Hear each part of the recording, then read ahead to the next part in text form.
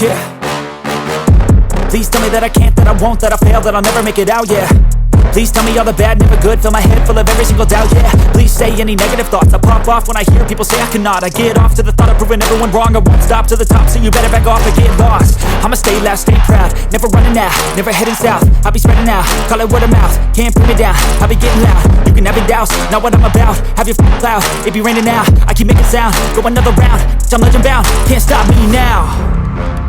You don't wanna fuck with me, a slow burn like a disease. Just tell me that I can and I'll show you things that you couldn't believe.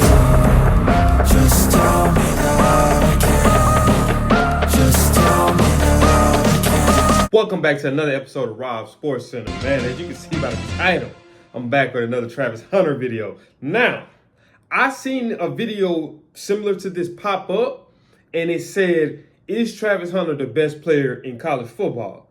And I got to thinking, and I was like, you know what? He damn near pushing forward. I will say this.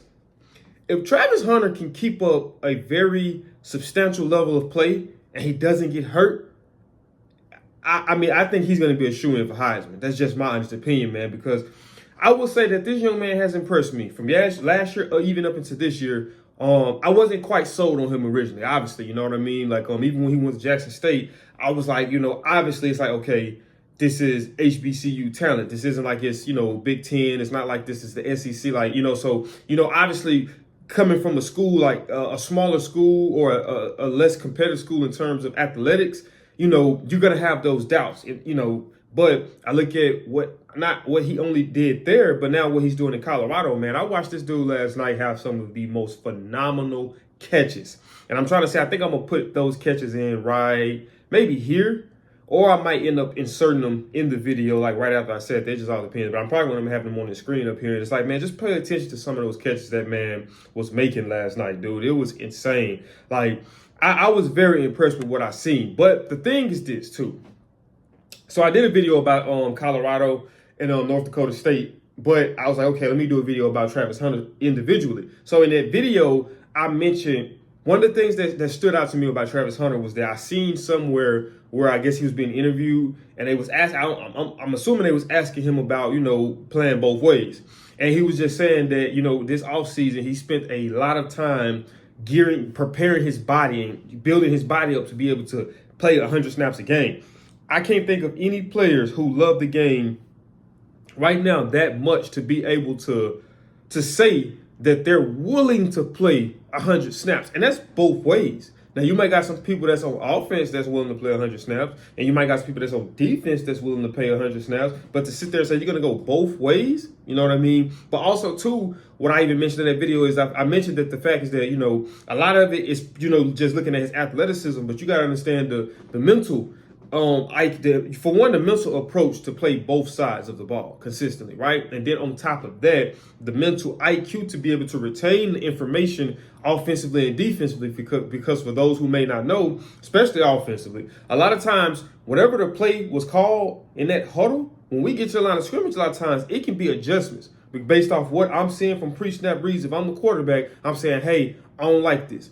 I think that this particular play that we're running and what I believe that they're in is not going to be good for us. So let's make those adjustments. So you have to be able to make those adjustments. When they get to doing hand signals like 0-0-2-2-2, when they get doing all those things and you got everybody looking at each other and everybody kind of readjusting, and as a defense you're looking like, okay, what are they doing? You know what I mean? So you got to have the mental aspect of the game. But I'm just going to read to you like a little small box score from him this past game against North Dakota State. He had so we're gonna start off with rushing first. So he had one carry for 0 yards. And I don't really think that's not a knock against him because, like I said, if you look at Colorado as a whole rushing, they didn't have too much success. You had Shedeur Sanders, who was the second leader in terms of rushing with 6 carries for 17 yards, and his longest was 11. So I mean, I wouldn't necessarily say that that's on Travis, but then it goes to show you too that he's being utilized in a numerous amount of ways. That's why I say the mental aspect, because he's not just lining up outside the number. He lining up outside the numbers. He lining up in the slot. He's probably lining up with a tight end lining up at. He probably sometimes comes to that backfield lining up right next to Shador. Sometimes he probably even takes the direct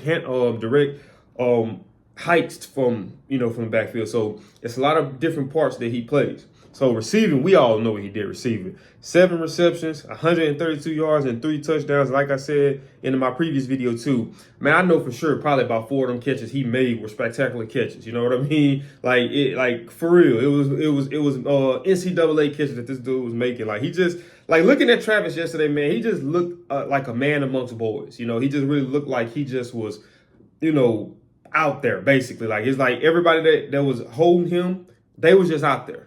And some people might say, well, I mean, he did that against North Dakota State. And it's like, okay, who's to say he can't do that against SEC? Who's to say what he's doing won't translate to the NFL? Now, playing both ways, yeah, we might have a question mark there. But in terms of being able to make the adjustment talent-wise, I believe so, me personally. And even on defense, he had 3 solo tackles, which is impressive to me, being a corner. Most corners do not like tackling.